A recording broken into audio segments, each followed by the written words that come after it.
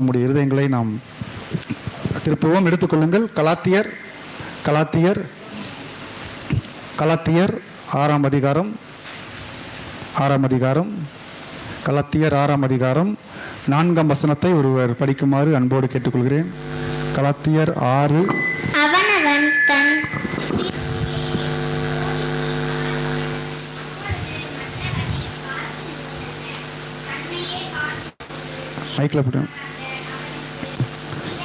மைக்கில் சொல்லுமா. அவனவன் தன் தன் சுயக்கிரியையை சோதித்து பார்க்க கடவன். அப்பொழுது மற்றவனை பார்க்கும்போதல்ல தன்னையே பார்க்கும்போது மேன்மை பாராட்ட அவனுக்கு இடம் உண்டாகும். மற்றவனை பார்க்கும் பொழுது அல்ல, தன்னை பார்க்கும் பொழுது. மற்றவனை நம்ம பார்க்கக்கூடாது, நம்மை நாம் பார்க்க வேண்டும். அல்லேலூயா. ஆமாம், அநேக நேரத்தில் பாருங்க, நம்மை நாம் பார்க்க மாட்டோம், மற்றவர்களை தான் பார்க்குறோம்.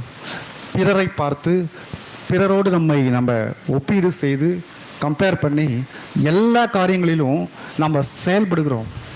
அப்படி செயல்படுவதால் நம்ம அநேக நேரத்தில் தேவனுடைய ஆசீர்வாதங்களை இழந்து விடுகிறோம். பல நேரத்தில் நம்ம சோர்ந்து போய் விடுகிறோம். நான் நினச்சது நடக்கலை என்று ஒப்பீடு செய்கின்ற வாழ்க்கை. கிறிஸ்தவ வாழ்க்கை என்பது என்ன தெரியுமா?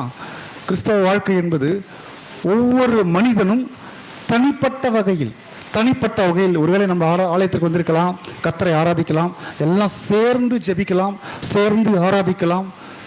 அப்படி இருந்தாலுமே ஆண்டவர் இந்த ஜெபத்தை எப்படி பார்க்கிறார் என்று கேட்டால், கூடுகையாக இருந்தாலும் ஒவ்வொருவரும் தனிப்பட்ட வகையில் அவர்களுக்கும் ஆண்டவருக்கும் இடையே உள்ள தொடர்பு, உறவு எப்படி இருக்கிறது என்பதை பார்த்து ஆண்டவர் அதன் அடிப்படையில் என்ன பண்றாரு? கிரியை செய்கிறார். அப்ப நம்ம உள்ளத்தின் ஆழங்களை கர்த்தர் அறிந்திருக்கிறார். ஒவ்வொரு மனிதருக்கும் கவனிங்கள், ஒவ்வொருவருக்கும் கர்த்தர் தனிப்பட்ட கிருபைகளை தந்திருக்கிறார், தனிப்பட்ட தாளந்துகளை தந்திருக்கிறார், ஒவ்வொருவருக்கும் வேறுபட்ட அந்த ஆசீர்வாதங்களை தந்திருக்கிறார். ஒருவருக்கு ஒரு ஆசீர்வாதம், இன்னொருக்கு வேறு ஆசீர்வாதம். ஒருவருக்கு ஒரு வரம், இன்னொருக்கு வேறு வரம். ஒருவருக்கு ஒரு கிருபை, இன்னொருவருக்கு வேறு கிருபை. இப்படி எல்லாருக்கும் ஆண்டவர் எல்லா ஆசீர்வாதத்தையும் தரல.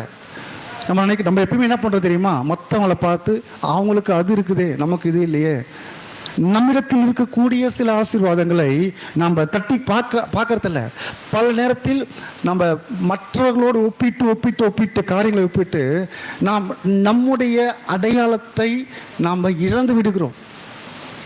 அதுவும் தேவ பிள்ளைகளாகி நாம், உலகத்தில் இருக்கிற ஜனங்கள் அவர்கள் ஒப்பீடு பண்ணுவாங்க. ஆனால் தேவ பிள்ளைகளாகி நாம் நம்மை கர்த்தர் நமக்கு தந்த கிருபைகள் தான் பார்க்கணுமே தவிர பிறரை பார்த்து ஒப்பீடு செய்யக்கூடாது. ஹல்லேலூயா. ஒரு கதை சொல்லுவாங்க. ஒரு காட்டில் ஒரு துறவி என்ன பண்ணாரு? அவர் தியானித்துக் கொண்டிருந்தார். தியானித்துக் கொண்டிருக்கும் பொழுது திடீரென்று மரத்தின் மேலே இருந்து யாரோ அழுகுற மாதிரி அவர் மேலே தண்ணீர் துளிகள் விழுந்தது. இது என்னது தண்ணீர் என்று பார்த்தார். கண்ணை திறந்து பார்க்குறாரு.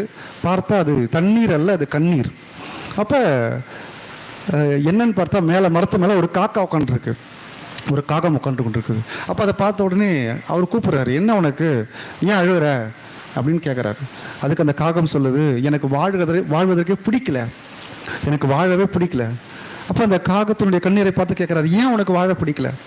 இல்லை, என்னை யாரும் நேசிக்க மாட்டுறாங்க, நான் கலரும் கருப்பாக இருக்கிறேன், ஒரு அழகாக இருந்தால் கூட பரவாயில்ல, இவ்வளோ கருப்பாக இருக்கிறேன், என் குரலும் நல்லா இல்லை, நான் கத்தனாக்கா எல்லாம் என்னை கிண்டல் பண்ணுறாங்க என்று சொல்லி அது தன்னுடைய ஆழ்ந்த மன வருத்தத்தை காண்பித்தது. எனக்கு வாழ்வதே பிடிக்கல, எதுக்காக தான் கடவுள் எனக்கு இந்த வாழ்க்கையை கொடுத்தாரு தெரில, நான் நல்லா இருந்தாவது. ஆனால் பாருங்க, நல்லா இருக்கிற பறவைகள்லாம் பாருங்க போயிட்டு அதுக்கு போனாக்கா சாப்பாடு போடுறாங்க, நான் போனால் என்னை விரட்டி அடிக்கிறாங்க, எனக்கு வாழ்க்கையே பிடிக்கல அப்படி சொல்லிட்டு சொன்னிச்சு. அப்போ இதை பார்த்து பரிதாபப்பட்ட அந்த துறவி என்ன பண்ணாரு, உனக்கு என்ன வேணும் அப்படின்னு கேட்டார். எனக்கு வேற பறவை மாரி வாழணும் ஆசைப்படுறேன். சரி, எந்த பறவை மாரி நீ வாழ ஆசைப்படுறேன்னு கேட்டார். அதுக்கு யோசிச்சுட்டு கொஞ்ச நேரம் கழிச்சு பார்த்தது, நான் கருப்பாக இருக்கிறேன், ஆனால் எனக்கு அப்படியே ஆப்போசிட்டாக இருக்கிற அன்னப்பறவை பாரு எவ்வளோ வெள்ளையாக இருக்குது, அழகாக இருக்குது. அது போல் இருந்தால் அது வந்து எல்லாரும் அதாவது ரசிக்கிறாங்க, அட்மயர் பண்ணுறாங்க, அழகாக இருக்கு.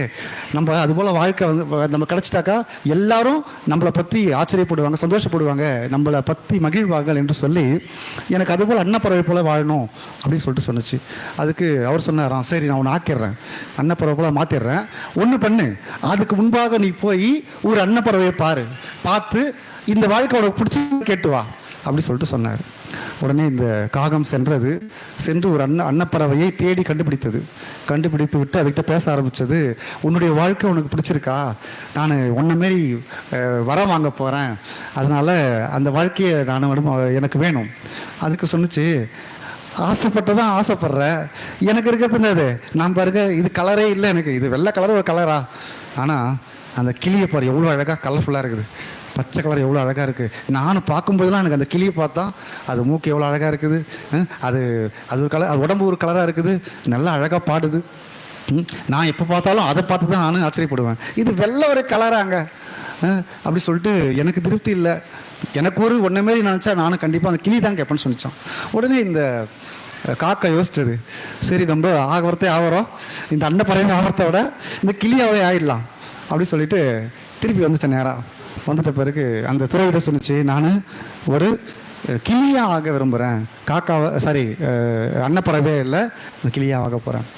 அப்போ திருப்பி இந்த துறவி சொன்னாராம், சரி நீ போய் கிளி கிட்ட ஒரு ஒப்பீனியன் கேட்டு வந்துரு, கிளி வந்து நான் சொல்றது கேட்டு வா அப்படின்னு, அதனுடைய வாழ்க்கையை பற்றி ஆகலாமா உன்ன மாதிரி ஆக போகிற சொல்லிப்பார். அதே போல் போய் ஒரு கிளியை தேடி கண்டுபிடிச்சிட்டு சொன்னிச்சு, நான் உன்ன மாதிரி ஆகணும்னு ஆசைப்பட்றேன், உன் வாழ்க்கை உனக்கு பிடிச்சிருக்குதா என்று கேட்டது. அதுக்கு அந்த கிளி சொன்னிச்சு, எனக்கு என் கலர் பிடிக்கல, இது ஒரு கலர், பச்சை கலர் ஒரு கலர், ஆனால் மயில் பாருங்க எவ்வளோ அழகாக இருக்குது, பல கலர்கள் சூப்பராக இருக்குது, நான் எப்பொழுதும் அந்த மயிலை நினச்சி தான் எவ்வளோ அட்ராக்டிவாக இருக்குது. இது பச்சைன்றது ஒரு சிங்கிள் கலர் தான், ஆனால் அது வந்து தொகை விரிச்சாலே எவ்வளோ பிரம்மாண்டமாக இருக்குது, எவ்வளோ அழகாக இருக்குது என்று சொல்லி நான் எப்பொழுதும் அதை பார்த்து தான் ஏங்குவேன் என்று சொன்னது. உடனே திருப்பி வந்து என்ன சொன்னிச்சு, இந்த துறவிகிட்ட சொன்னிச்சு, நான் மயில் போல் ஆடணும் ஆசைப்பட்றேன் அப்படி சொன்னோடனே, சரி மயில்கிட்ட போய் ஒரு ஒப்பீனியன் கேட்டு வா அப்படி சொல்லிட்டு இந்த துறவி சொன்னார். உடனே நேராக இந்த காக்கா மயில்கிட்ட போயிட்டு அதுட்டு கேட்டுச்சு, நீ ரொம்ப அழகாக இருக்கிற பறவைகள்லையே நீ தான் கலர்ஃபுல் ஒரு வண்ணமிக்க பறவை, நீ தொகையை விரித்தால் எவ்வளோ அழகாக இருக்குது, எல்லாம் உன்னை ரசிக்கிறாங்க, ஒரு பெரிய கூட்டம் உன்னை ஃபாலோ பண்ணுது அப்படி சொல்லிட்டு சொன்னிச்சு. உடனே அந்த மயில் என்ன பண்ணுச்சான், அழுதுச்சான். ஏன் தெரியுமா, நான் வந்து அழகாக இருக்கிறது தான் பேர், ஆனால் என்னை என்ன பண்ணுறாங்க தெரியுமா, என்னை எப்படியாவது பிடிச்சிடுறான், என்னை பார்த்துட்டா என்னை உடனே பிடிச்சி எனக்கு என்ன சொல்கிறது கொண்டாந்து என்னை இந்த கூண்டில் வச்சு அடைச்சிட்றாங்க, அடைச்சிட்டு என்னை வச்சு வேடிக்கை காட்டுறான், என்னை வச்சு சம்பாதிக்கிறான். உடனே சொன்னிச்சான், இதுக்கு இப்போ குழம்பி போயிடுச்சு இந்த காக்கா, அப்போ யாரை மாரி தான் ஆவறது, யார் தான் எந்த பறவை தான் சந்தோஷமாக இருக்குது என்று அந்த மயிலை பார்த்து கேட்டுச்சு. சரி நீ உனக்கு பிடிச்ச பறவை ஏதாவது சொல்லு, நீ யாரை பார்த்து ஏங்குற, யாரை போல வாழ விரும்புகிறேன்னு சொன்னிச்சான். அதுக்கு அந்த மயில் சொன்னிச்சான், இல்லை எந்த கவலையும் இல்லாத ஜாலியாக சுற்றிக்கிட்டு எந்த எதிரியும் இல்லாத இருக்கிறையே காக்கா, நீ உன்ன மாரி தான் நான் வாழணும்னு ஆசைப்பட்றேன், உன்ன மாரி தான் எந்த பிரச்சனையும் இல்லை, யாரும் பிடிக்க மாட்டாங்க, நீ பாட்டு சுதந்திரமாக போகலாம், ஆனால் மயிலை போல வாழ்க்கை வாழ நினச்சா உன்னை பார்த்தா பிடிச்சிருவான், பிடிச்சி உன் காலை உடச்சி அல்லது ஒன்று அந்த கேஜில் போட்டு சர்க்கஸில் வச்சு அவன் கிட்ட காட்டுவான், அவன் சம்பாதிப்பான ஒழிய உனக்கு இருக்கிற அடையாளம் போயிடும், உனக்கு இருக்கிற சுதந்திரம் போயிடும், உனக்கு இருக்கின்ற அந்த சந்தோஷம் போயிடும். அதனால நான் எப்பொழுதும் இயங்குவது எல்லாமே அந்த காக்கா பற்றியா, அந்த காக்காவுக்கு யாராவது எது இருக்கிறாங்களா, அது வாட்டு போகுது, அது வாட்டுன்னு வருது பாருங்க.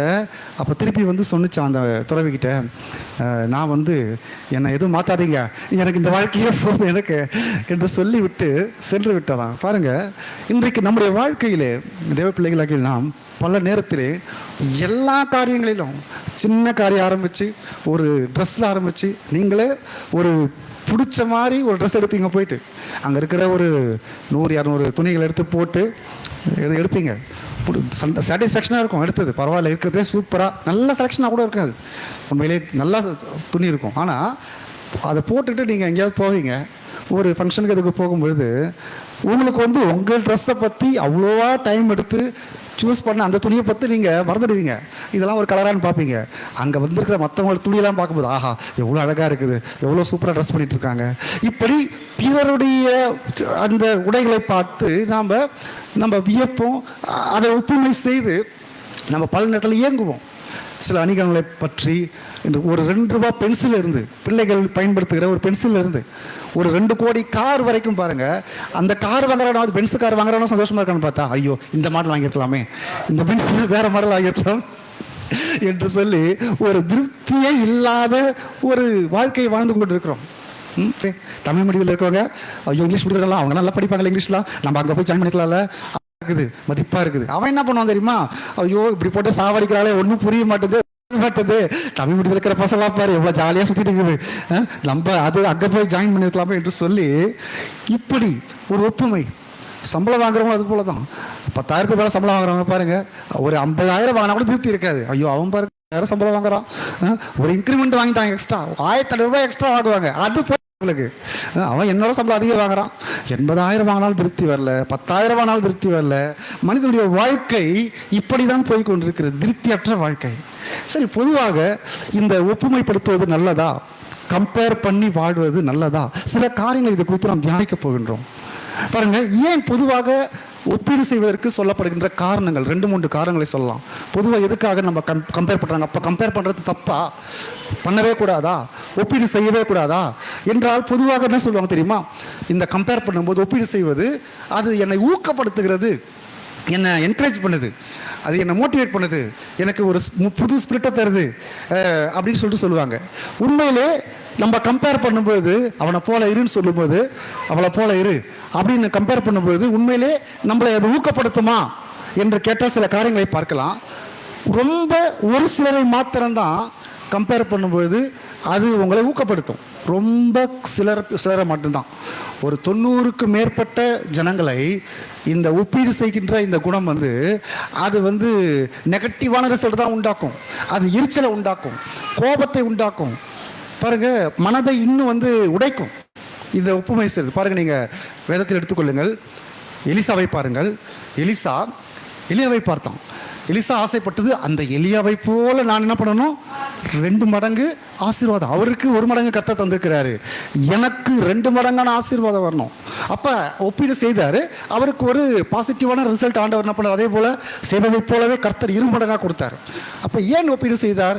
எதை பார்த்து அவர் அதை வியந்தார் என்று பார்த்தா, ரசித்தார் என்று பார்த்தா, எலியாவிடத்தில் இருந்த அந்த ஆண்டவரோடு இருந்த தொடர்பு, எலியா பெற்றிருந்த இயற்கைக்கு அப்பாற்பட்ட வகையில் எலியா பெற்றிருந்த அந்த சூப்பர் நேச்சுரல், அந்த மிராக்கிள், அந்த வல்லமை அதை பெற்றிருந்தார். அதே போல அந்த எலியாவிடத்தில் இருந்த அந்த பயப்படாத அந்த ஆவி, ஒரு கரேஜ், தைரியம், போய் எல்லாத்தையும் போல்டா பேசக்கூடிய அந்த வைராக்கியம். ஆகாப்போ அல்லது எசபேலோ தைரியமாய் பேசி உயிருக்கு பயப்படாமல், மற்ற தீர்க்கதரிசிகள் போல இல்லாமல் கோழை போல உட்கார்ந்து விடாம தைரியமாய் துணிவாய் பேசக்கூடிய எண்ணம். அப்ப இதை பார்த்து இவரை போல நான் வாழணும் என்று இவர் நினைத்தது தப்பு கிடையாது, அதே போல பெற்றுக்கொண்டார். ஆனா அநேகரை பாருங்க, வேதத்துல இந்த ஒப்பீடு மற்றவர்களை போல ஒப்பீடு செய்தது என்ன பண்ணியது என்று கேட்டா, இவர்களுக்கு ஒரு அழிவை தான் கொண்டு வந்தது, எரிச்சலை கொண்டு வந்தது, கோபத்தை கொண்டு வந்தது. நீங்க பார்த்தீங்கன்னாக்கா, தாவீதை எடுத்துக்கொள்ளுங்கள், தாவீதையும் சவுலை எடுத்துக்கொள்ளுங்கள். தாவீது கோலியாத்தை வீழ்த்தி விட்ட பிறகு பாருங்கள், தாவீது கோலியாத்தை வீழ்த்தி விட்டான். வீழ்த்தி விட்ட பிறகு இந்த பெண்கள் எல்லாம் ஆடி பாடுகிறார்கள். எந்த பெண்கள்? இந்த இஸ்ரவேல் பெண்கள் எல்லாம். சவுல் கொன்றது 1000, தாவீது கொன்றது 10,000 என்று சொல்லும் பொழுது சவுலை, ராஜாவை ஒரு பையனோட ஒப்பீடு செய்யறாங்க. இப்ப இப்படி செய்யறதுனால சவுலுக்கு இது மோட்டிவேஷனா இருந்துச்சா? சவுலு இதை ஊக்கப்படுத்தியதா? இன்னும் அவனுக்கு எரிச்சல். நீங்க வசனத்தை பாருங்க, ஸ்டெப் பை ஸ்டெப்பா அதுல இருக்கும் பாருங்க. எடுத்துக்கொள்ளுங்கள், 1 சாமுவேல் 18ஆம் அதிகாரம், 1 சாமுவேல் 18ஆம் அதிகாரம் 7ஆம் வசனம் 8ஆம் வசனம். 7ஆம் வசனத்தில் நம்ம பார்த்தோம் சவுல் கொன்றது 1000 என்று. 8ஆம் வசனத்துல பாருங்க, 8ஆம் வசனத்துல 1 சாமுவேல் 18. அந்த வார்த்தை சவுலுக்கு விசனமாய் இருந்தது. போதும் இருங்க, பாருங்க. அப்ப நம்ம ஒப்பீடு செய்யும் பொழுது, நீ அவளை போல இருக்கிறியே, அவனை போல இருக்கிறியே, அவனை போல மாறுவாங்கன்னு கேட்டா மாற மாட்டாங்க. ஆனா முதல்ல அப்படி சொல்லும் பொழுது விசனம் உண்டாகும். என்ன கம்பேர் பண்ணுறாங்களே. விசனம் என்பது என்ன தெரியுமா? ஒரு வகையான அப்செட் ஆயிடுது, என்ன பண்றது தெரியாது. அடுத்தது பாருங்க, இந்த அப்செட் எங்க கொண்டு போகும் தெரியுமா? எரிச்சலை கொண்டு வரும். அடுத்த வார்த்தை பாருங்க, அவன் மிகுந்த எரிச்சல் அடைந்தான் என்று பார்க்கிறோம். அப்ப நம்ம ஒப்புமை செய்யும் பொழுது அவனை போல ஏன் இருக்க மாட்டேன், அவளை போல ஏன் இருக்க மாட்டேன் என்று சொல்லும் பொழுது முதல்ல மனம் அப்செட் ஆகுது, அடுத்தது எரிச்சல் அடைகிறது, எரிச்சல் கோபத்தை உண்டாக்குகிறது. அடுத்தது பாருங்க, அடுத்த வசனம் பாருங்க, அடுத்த வசனம் 9ஆம் வசனம் பாருங்க. அது முதற்கொண்டு படிங்க. சவுல் தாவீதை பாருங்க, எரிச்சல் இப்ப எங்க கொண்டு போச்சுன்னா காய்மகாரமான அடுத்தது பழி வாங்குவதற்கு பிளான் பண்ற அளவுக்கு கொலை வெறி வந்துச்சு. இது அடுத்தது பாருங்க, இந்த வெறியானது நீங்க அடுத்த வசனத்துல பாருங்க, பொல்லாத ஆவி பாருங்க சிஸ்டர்.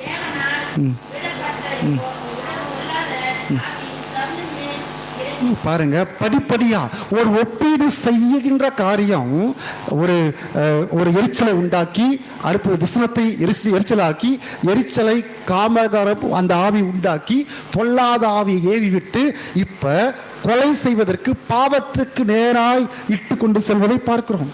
அநேக நேரத்தில் நம்முடைய குடும்பங்களிலும் அப்படிதான். இன்னைக்கு அநேகர் பாருங்க, ஒரு பிள்ளைகளை பார்த்து சொல்லுவாங்க, பிள்ளைகளை மற்ற பிள்ளைகளோட கம்பேர் பண்ணி, அவங்களுக்குலாம் இருக்கு பாரு எவ்வளோ அழகான பிள்ளைகள், எப்படி சொல்றது, அப்பா சொல்றது எப்படி கேட்கறாங்க பாரு, அம்மா சொல்றது எப்படி கேட்கறாங்க பாரு, எவ்வளோ நல்ல அடக்கமா இருக்குது பாரு என்று சொல்லி நீ எனக்கும் இருக்கிறிய தர்தலை இப்படி சொல்றதுனால அந்த பிள்ளை அவங்கள போய் மாறிட போதா? வாய்ப்பு கிடையாது. இன்னும் கோபத்தை உண்டாக்கும்.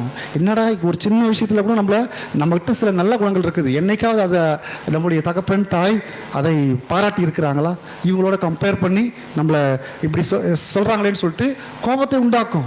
அதே போல சில நேரத்தில் பாருங்க, சில மனைவிமார்கள் சில கணவர்களை பற்றி சொல்லும்போது பாருங்க, அந்த வீட்டில் அவர் பாருங்க எல்லா வேலையும் அவர் செய்கிறாரு, போறாரு வராரு, அந்த பெண்ணை கமலாவை பாருங்க தாங்குன்னு தாங்குறாரு, எப்படிதான் இருக்கிறாரு, கேட்டதெல்லாம் வாங்கி தராரு என்று சொல்லி தங்களுடைய கணவரை, நீங்களா இருக்கிறீங்களே எதுக்குமே லாய்க்கு இல்லை, எதுக்காவது ஒன்று வாங்கி கொடுத்துருக்கீங்களா, என்னை பற்றி அக்கறை இல்லை, அன்பு இல்லை. பாருங்க, இப்படி சொல்லும் போது அடுத்த நாளே அப்படியே சொல்லிட்டா. அவருக்கெல்லாம் பாருங்க, காலையில இருந்து பெட் காஃபி கொடுக்குறாரு அவரு, நீங்க என்னைக்காவது ஒரு காஃபி போட்டு கொடுத்துருக்கீங்களா? இப்படிலாம் கேட்கும்போது சொன்ன பிறகு அடுத்த நாளே உங்க கணவர் ஒரு வேலை செய்யலைனாக்கா, காலையில இருந்து இன்னைக்கு மனைவி கேட்டுட்டா, காலையில இருந்து காஃபி கொடுக்குறேன், யாராவது மாறிடுறாங்களா? அப்படிலாம் யாரும் மாற போறதில்லை. பாருங்க, அது இன்னும் சில நேரத்தில் ஒரு ஆவியை நொறுக்கும். சில நேரத்தில் பாருங்க, அதே போல சில கணவர்கள் மனைவிகளை சொல்லி, அவ எப்படிக்கிறா இவ எப்படிக்கிறா, தன்னுடைய எப்படிலாம் சொல்றதை கேட்கறா, நீ கேட்க மாட்டேற, போக மாட்டேற, அவங்க வீட்டில் எப்படிலாம் இதை கொண்டு வராங்க, அதை கொண்டு வராங்க, அவங்க மாமியார் வீட்டில் இப்படி செய்கிறாங்க அப்படி செய்கிறாங்க, ஒரு வழக்காப்பு சீமந்தத்துக்கு ஏதாவது செஞ்சாங்களா, அங்கெல்லாம் ஊர் இடத்துல எப்படி செய்கிறாங்க பாரு. இப்படி கம்பேர் பண்ணி பாருங்க, இன்னும் மனைவியை அது நோகடிக்கக்கூடிய ஜனங்கள் அநேகர் இருக்கிறாங்க. அப்போ எப்பொழுதும் நம்ம ஒன்றை புரிந்து கொள்ள வேண்டும், இந்த கம்பேர் பண்ணுவதனால ஒரு நாளும் அநேகர் ஒரு 90% மேலேயே அது அவர்களை ஊக்கப்படுத்தாது, அது அவர்களை கோபமடைய செய்யும், எரிச்சல் அடைய செய்யும். அல்லேலூயா. அடுத்தது பொதுவன்னு சொல்லுவாங்க, எதுக்காக ஒப்பீடு செய்கிறாங்க என்று பார்த்தா, நான் ஒப்பிட்டு பார்த்தா தான் நான் எந்த நிலையில் இருக்கிறேன்னு தெரிஞ்சுக்க முடியும் சொல்லுவாங்க இல்லைங்களா? ஒன்று ஒப்பீடு செய்தா, கம்பேர் பண்ணால் எனக்கு அது ஒரு உற்சாகப்படுத்துது அப்படின்னு சொல்லிட்டு. ஆனால் இங்கே அடுத்தது பாருங்க, அடுத்தது சொல்லுவாங்க, நீங்கள் ஒப்பீடு செய்யும்போது நான் எந்த ஸ்டாண்டில் எந்த நிலையில் நான் இருக்கிறேன் என்பதை தெரிந்து கொள்ள உதவுகிறது. ஒரு தொழிலாகட்டும், ஒரு வியாபாரமாகட்டும், அப்போ கம்பேர் பண்ணால் தான் நான் ஓகே இவனோட நான் நல்லா இருக்கிறேன், இந்த நிலையில் இருக்கிறேன் அப்படின்ற ஒரு காரியத்தை தெரிந்து கொள்வதற்காக. உண்மையிலேயே அப்படி நம்ம தெரிந்து கொள்ளும் பொழுது என்ன நடக்குது தெரியுமா? நீங்கள் உங்கள் ஸ்டாண்டை தெரிஞ்சுக்கிறீங்க, இந்த நிலையில் இப்போ நான் எப்படி இருக்கிறேன். மற்ற டீச்சர்ஸ் கூடயோ, மற்ற தொழில் செய்கிறவங்க, உங்கள் தொழில் செய்கிறவங்க, அதே போல் உங்கள் மாரி வியாபாரம் பண்ணுறவங்க, அல்லது உங்கள் நிலையில் இருக்கக்கூடிய, உங்கள் நிலையில் குடும்பம் நடத்துகிறவங்க, இவங்களோட உங்களை நீங்கள் அவங்க கூட கம்பேர் பண்ணுறீங்க. கம்பேர் பண்ணால் 2 ரிசல்ட் வரப்போகுது. 2 ரிசல்ட். ஒன்று, அவங்களோட நீ நல்லாக்கிற இல்லைங்களா, அதனால் வரப்போகுது. அவங்களோட நீ நல்லாக்கிற, அப்படி இல்லைன்னா அவங்களோட மோசமாக இருக்கிற, அவங்களோட கீழே இருக்கிற. அப்படிங்கும்போது நீங்கள் கம்பேர் பண்ணும்பொழுது, ஒன்று நீங்கள் கம்பேர் பண்ணி நீங்கள் நல்லா இருக்கிறீங்க, அவங்களோட உயர்ந்தவங்களாக இருக்கிறீங்க என்று சொல்லும் பொழுது உங்களுக்கு என்ன தெரியுமா வரும்? திருப்தி வராது, பெருமை வரும். ரெண்டாவது இல்லை அவங்கள மாரி நீங்கள் இல்லை, அவங்களோட ஸ்டாண்டர்ட் கம்மியாக தான் இருக்கிறீங்க அப்படின்னும்பொழுது தாழ்மை வரும். ஒரு என்ன சொல்றது, ஒரு தாழ்வு மனப்பான்மை வந்து இன்னும் உங்களை என்ன சொல்லும், உங்களை தாழ்த்தும், உங்களை இருக்கக்கூடிய அந்த எபிலிட்டி குறைச்சிரும். நீங்கள் லூசிஃபரை பாருங்க. லூசிஃபர் எப்போ தெரியுமா, அதாவது நல்லா இருந்தான், ஆனால் எப்போ அவன் ஆண்டவரோடு தன்னை ஒப்பீடு செய்தானோ, செய்து பார்த்தான், நான் வந்து தூதர்களுக்கு தலைவனாக இருக்கிறேன், இப்போ கர்த்தர் இருக்கிறாரு, கர்த்தரோடு ஆஃப்டரால் இவன் கர்த்தருடைய படைப்பு இல்லைங்களா, கர்த்தருடைய படைப்பு. ஆனால் எந்த நேரத்தில் எந்த மூமெண்ட்டில் கர்த்தரோடு தன்னை ஒப்பிட பார்த்தானோ அவர்கிட்ட இருக்கிறது தான் என்கிட்ட கம்மியாக இருக்குது, எல்லாமே சேமாக தான் இருக்குது என்று நினைத்த ஆரம்பத்தில் என்னத்தை வந்தது, பெருமை வந்தது. பாருங்க அந்த வசனத்தை பாருங்க. ஏசாயா 14:14, ஏசாயா 14:14, உன்னதமானவருக்கு ஒப்பாவேன், உன்னதமானவருக்கு ஒப்பாவேன். உன்னதமான தேவனோடு தன்னை ஒப்பிட்டான். யாரு? லூசிஃபர். யாரு லூசிஃபர்? சத்ருவாய் சாத்தானாய் மாறிய அந்த பிசாசு. அப்ப ஒப்பீடு செய்ததன் முடிவு பெருமை வந்தது. பெருமையால் விழுந்து போனா அவனுடைய ஸ்தானத்தை இழந்தான். இன்றைக்கு அநேக நேரத்தில் பாருங்க, வேலை ஸ்தலத்தில் நம்ம கம்பேர் பண்ணுறோம், மற்றவங்களோட நான் பவர் ஜாஸ்தியாகுது, மற்றவங்களோட நான் தான் இப்போ இருக்கிறதுல ஸ்ட்ராங்கான ஒரு பர்சன், மற்றவங்களை விட என்னுடைய ஏரியாவில் நான் தான் செல்வாக்குள்ள ஆள். இந்த ஏரியாவில் யாருங்க செல்வாக்கு? அவர் தான் எதுக்கு எடுத்தாலும் அவர் தான் போவாங்க. அதே போல் திறமையை ஒப்பிடுறீங்க, மற்றவர்களை விட திறமை உங்களுக்கு தான் அதிகமாக இருக்குது, நீங்கள் தான் நல்லா கெப்பாசிட்டியான ஆள் அப்படின்னும் பொழுது இது அடுத்தது எங்கே கொண்டு போகும் தெரியுமா? அது ஆண்டவருக்கு நேராக உங்களை தாழ்த்தத்துக்கு கொண்டு போகாது, அது நன்றி சொல்வதற்கு கொண்டு போகிறது ரொம்ப ரேர். அடுத்தது உங்களை பெருமைக்கு நேராக, மற்றவரை விட நான் திறமைசாலியாக இருக்கிறேன், மற்றவர்களை விட நான் தாளந்து மிக்கவராக இருக்கிறேன், நான் செல்வாக்கு மிக்கவராக இருக்கிறேன், வலிமை மிக்கவராக இருக்கிறேன், சக்தி வாய்ந்தவராக இருக்கிறேன் என்று சொல்லி அது பெருமையை கொண்டு வரும். அதே போல் பாருங்க, சப்போஸ் நீங்கள் அவங்களுக்கு கம்பேர் பண்ணுறீங்க, நீங்கள் தெரிஞ்சுக்கிட்டீங்க இப்போ கம்பேர் பண்ணி இல்லை அவங்களோட கீழே தான் இருக்கிறீங்க, கொஞ்சம் கீழே இருக்கிறீங்க அப்படி தெரிஞ்சுக்கினாக்கா உங்களுக்கு தாழ்மை மனப்பான்மையை கொண்டு வர்றது, தாழ்மை கொண்டு வரும். நீங்கள் திரும்ப உங்களுக்கு இருக்கிற பலத்தோடு நீங்கள் கண்டினியூ பண்ண முடியாது. நீங்கள் கிதியோனை பாருங்கள். கிதியோனை பார்த்து ஆண்டவர் அந்த மீதியானியர்களிடத்திலிருந்து ரட்சிக்க இஸ்ரவேல் ஜனங்கள் மீதியானியர்கள் கையில் சிக்கி தவிக்கிறார்கள் அடிமைகளாக. கர்த்தர் அவர்களை ரட்சிப்பதற்காக இந்த கிதியோனை தெரிந்து கொள்கிறார். இப்போ கிதியோனை பார்த்து சொல்கிறார் ஆண்டவர், பராக்கிரமசாலியே நீ எழுந்து போ, நான் உன் கூட இருக்கிற அந்த ஜனங்களை நீ ரட்சிப்பேன்னு சொல்கிறாரு. அதுக்கு அவன் சொன்ன வார்த்தை தெரியுமா? தன்னை ஒப்பீடு செய்தான். எனக்கு வேணாம் ஆண்டவரே, எனக்கு வேணாம் ஆண்டவர். ஏன் தெரியுமா? அவன் சொல்கிறான், நான் மனாசே கோத்திரத்தை சேர்ந்தவன், மனாசே கோத்திரத்தில் என்னுடைய குடும்பம் சிறியது. நல்லா கவனிங்க, ஃபஸ்ட்டு தன்னுடைய கோத்திரத்தை கம்பேர் பண்ணுறான். 12 கோத்திரத்தில் இந்த மனாசே கோத்திரம் சின்னது. நான் போய் சொன்னால் இந்த முழு இஸ்ரேல் ஜனங்களும் வரப்போகிறாங்களா? ஏதோ ஸ்ட்ராங்காக இருக்கிற ஒரு யூதா கோத்திரமோ லேவி கோத்திரமோ, இது நான் மனாசே கோத்திரம். அப்போ இதுவே எப்போ ரெண்டாக பிரித்து போயிருக்குது. சொன்னால் யாரும் கேட்க மாட்டாங்க, வேணாம். தன்னுடைய நிலைமையை பாருங்க, ஒப்பிட்டு வேணான்னு சொன்னான். சொல்வது கர்த்தர், ஆனால் அதை இவன் ஏற்றுக்கொள்ளலை. அடுத்தது சொன்னால் அப்படியே தேர்ந்தெடுத்தீங்களே இந்த மனசே கோத்திரத்தில், இதில் என்னுடைய குடும்பம், நான் சிறியவன், என்னுடைய கோத்திரம் சிறியது முதல்ல. ரெண்டாவது என் குடும்பத்தில் நான் தான் கடைசியாள். ஒருவேளை கட்டியோ எங்கள் 2வது அண்ணன்கிட்ட 3வது அண்ணன்கிட்ட சொன்னால் கூட பரவாயில்ல, நான் இளைவனாச்சு, நான் போய் சொன்னால் எங்கள் அண்ணனே கேட்க மாட்டான், அப்புறம் எங்கள் கோத்திரம் கேட்க போகுது, அப்புறம் எங்கள் மற்ற கோத்திரங்கள் கேட்க போகிறாங்க என்று சொன்னான். பாருங்கள், அப்போ என்ன இதில் நாம் தெரிந்து கொள்கிறோம் என்று கேட்டால், நம்ம சில நேரத்தில் நம்ம ஒப்பீடு செய்யும் பொழுது நம்ம குறைவாய் காணப்பட்டால் அது நம்ம இன்னும் பலவீனப்படுத்தும், இன்னும் நம்மை தாழ்மைப்படுத்தும். அல்லேலூயா. ஒரு வசனத்தை படிக்கலாம். லூக்கா 15:17 படியுங்கள். ஒரு தேவ பிள்ளை எதில் ஒப்பீடு செய்ய வேண்டும் என்று, எதில் தான் ஒப்பீடு செய்ய வேண்டும்? 15:17 படியுங்கள்.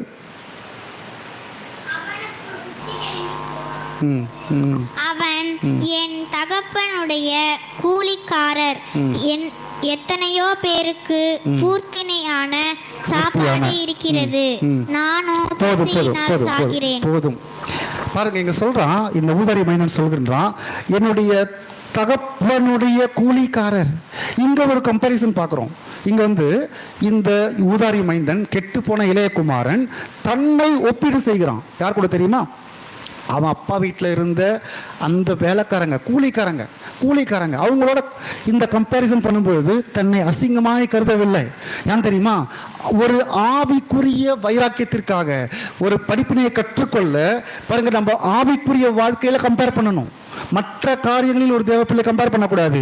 மற்றவர்களைப் போல நான் ஜெபிக்கிறேன்னா அவங்க எப்படி ஜெபிக்கிறாங்க, அந்த சிஸ்டர் இப்படி ஜெபிக்கிறாங்களே, அவங்க ஆண்டவர்கிட்ட இவ்வளோ உத்தமமாக இருக்கிறாங்களே, அவங்க இருந்ததால கர்த்தர் அவங்க ஜெபத்தை கேட்டு இப்படி பதில் கொடுத்தாரு பார்த்தீங்களா, இவ்வளோ கஷ்டப்பட்டாங்க, இவ்வளோ உண்மையாக இருந்தாங்க, ஆனால் காத்திருந்த போதிலும் கர்த்தர் இவங்களுக்கு ஒரு நல்ல பலனை தந்தாரு, அவர்களைப் போல நானும் உத்தமமாக இருந்தா கர்த்தர் எனக்கும் பதில் தருவார் என்கின்ற கம்பேரிசன் நம்ம வாழ்க்கையில் உண்டாக வேண்டும். அல்லேலூயா. இதுதான் உண்மையான கம்பேரிசன். மற்றவர்களை பார்த்து ஜெபிக்க நம்ம ஒப்புமை பண்ணணும். அவங்க இப்படிலாம் எழுந்து ஜெபிக்கிறாங்களே, அந்த சிஸ்டர் 4 மணிக்கு எழுந்திருக்கிறாங்க, 3 மணிக்கு எழுந்திருக்கிறாங்களா, இவங்க 12 மணி வரைக்கும் படிக்கிறாங்களே, ஆண்டவரே நானும் பைபிள் படிக்கணும். மற்றவங்க வேலை ஸ்தலத்தில் போய் இப்படிலாம் ஊழியம் செய்கிறாங்கன்னு சொல்கிறாங்க, கேள்விப்படுறேன். ஆண்டவரே நானும் அப்படி ஊழியம் செய்யணும். ஆண்டவரே இப்படி கர்த்தருக்காய் நம்முடைய ஆவிக்குரிய காரியங்களில் நம்ம ஒப்பீடு செய்யும் பொழுது அது மேலான ஒரு ஆசீர்வாதத்தை நமக்கு கொண்டு வரும். அல்லேலூயா. விசுவாசத்தை அதிகரிக்கும், அது இன்னும் உறவுகளை ஸ்திரப்படுத்தும். ஒரு ஆவிக்குரிய வாழ்க்கையிலும் இந்த காரியம் ஒரு வளர்ச்சியை உண்டு பண்ணும். பாருங்க, ஆனால் இந்த ஒப்பீடு செய்வது ஏன் ஆபத்தானது? நான் சொன்னேன், இது பார்ப்பதற்கு அது பாவம் போல தெரியாது, ஆனால் இது ரொம்ப ஆபத்தான ஒரு காரியம். கம்பேர் பண்ணுறது, மற்றவங்க எல்லாத்துல கம்பேர் பண்ணுறது ரொம்ப ஆபத்தான காரியம். ஏன் ஆபத்து இதில் இருக்குது என்று கேட்டால், கவனிங்கள், கர்த்தர் உங்களுக்கு தந்திருக்கிற காரியங்களில், கர்த்தர் உங்களுக்கு கொடுத்திருக்கிற ஆசீர்வாதங்களில் நீங்கள் அதிருப்தி கொள்ள இந்த ஒப்புமை உங்களை தூண்டும். கர்த்தர் உங்களுக்கு சில ஆசீர்வாதங்கள் கொடுத்திருப்பார், சில நன்மைகளை கொடுத்திருப்பார், சில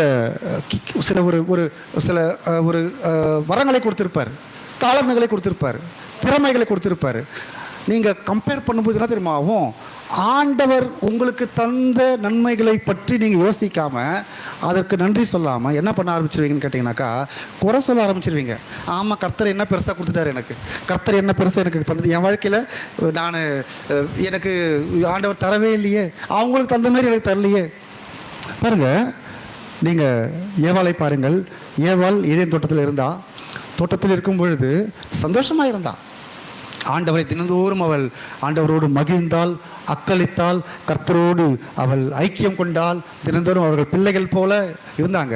ஆனால் ஒரு நேரம் வரும்பொழுது கர்த்தர் நல்லவர் அல்ல என்று எப்பொழுது அவள் தெரிந்து கொண்டாள் தெரியுமா? கர்த்தர் நல்லவர் அல்ல என்கின்ற காரியத்தை அவள் அதாவது சத்ருவன் தான், பிசாசு பாம்பின் ரூபத்தில் வந்து கம்பேர் பண்ண ஆரம்பித்தான். யார் கூட கம்பேர் பண்ணான்னு தெரியுமா? இந்த மனுஷனை, அதாவது ஆதாம் ஏவாளை தேவன் கூட கம்பேர் பண்ணான், ஆண்டவர் கூட கம்பேர் பண்ணான். அவன் சொன்னான், நீ வேற லெவலில் இருக்க வேண்டிய ஆள், நீ வேற லெவலில் இருக்க வேண்டிய ஆள், நீ இப்படி மனுஷனாகிறிய, நீ கர்த்தர் ஏன் உனக்கு இது சாப்பிட்றது கொடுக்கல தெரியுமா? சாப்பிட்டா நீ கடவுள் போல ஆயிடுவேன். ஆண்டவரோடு ஒரு ஒப்பீடு செய்தான். அப்போ இப்படி செய்த பிறகு அவளுடைய மனசு எப்படி மாறிடுச்சுனாக்கா, அப்போ ஆண்டவர் இதை மறைக்கிற சில காரியங்களை, அப்போ எனக்கும் அவர் போல ஆகணும்னு ஆசை.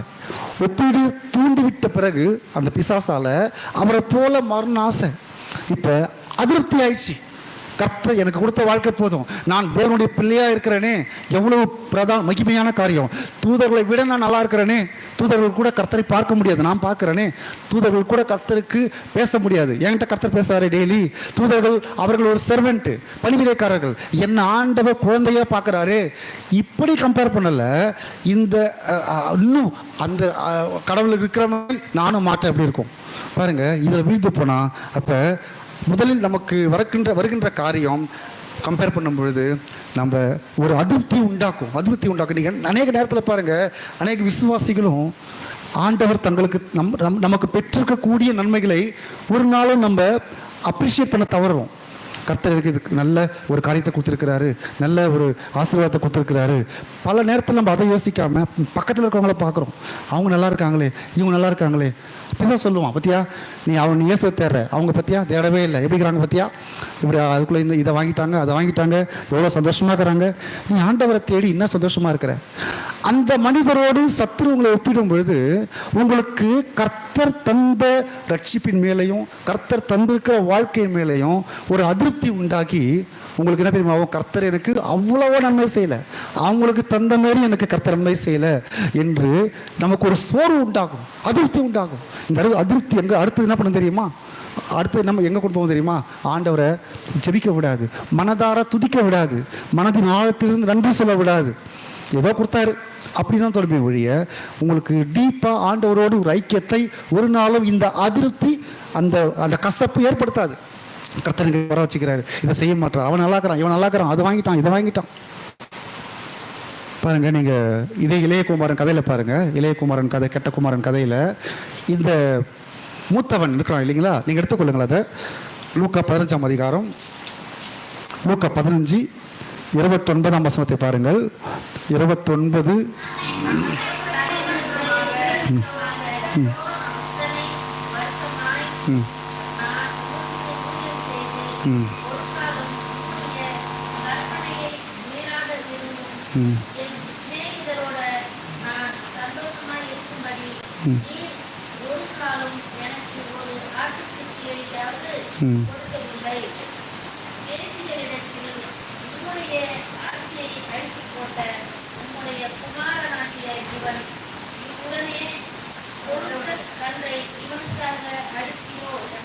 பாருங்க, இவனை குறித்து ஆவியானவர் எழுதி வைத்திருக்கிறார்.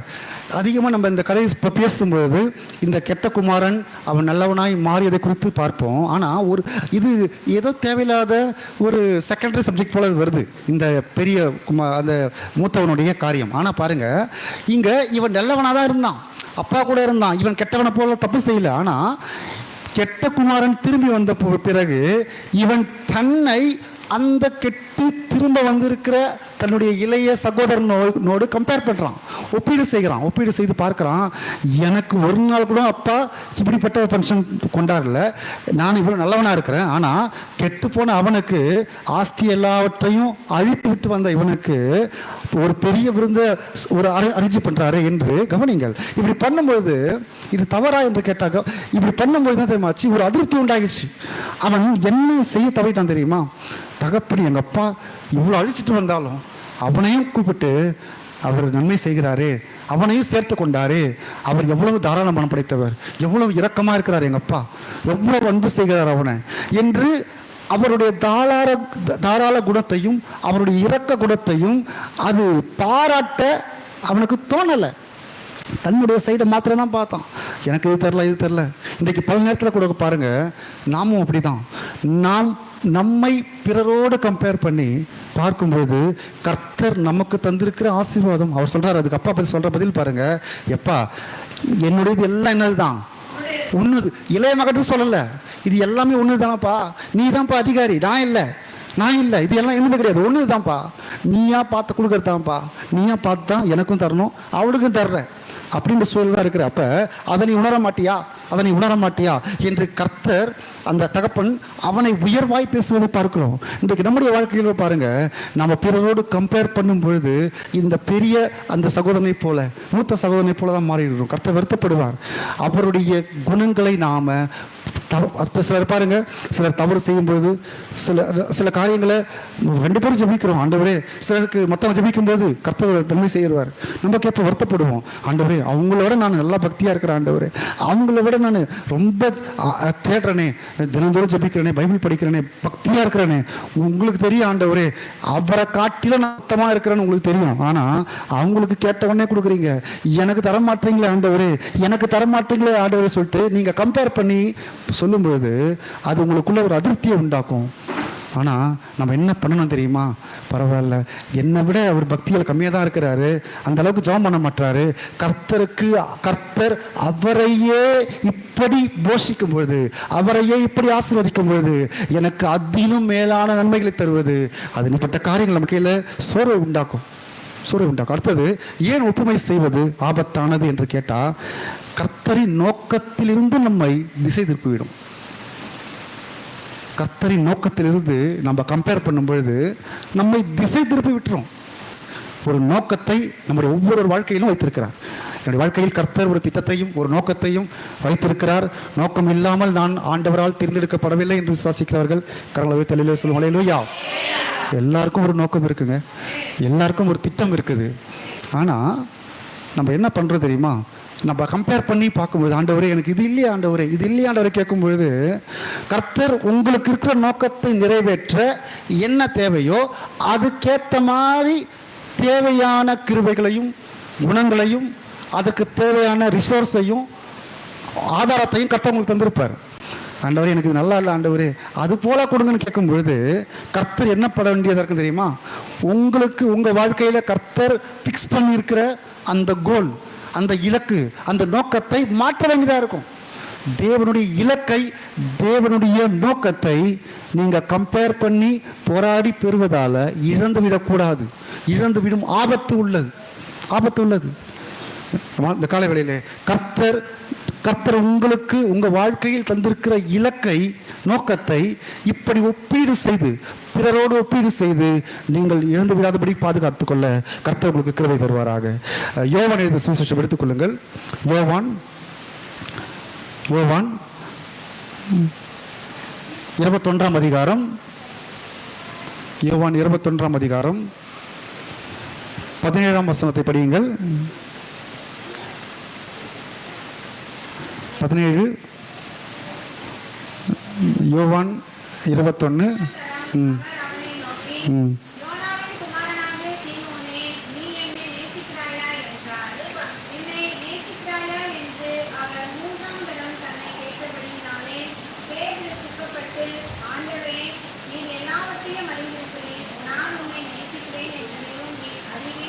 பத்தொன்பது படியுங்கள். 19. ம்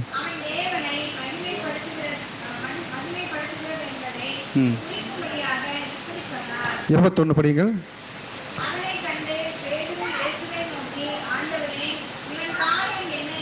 அடுத்த வசனம்.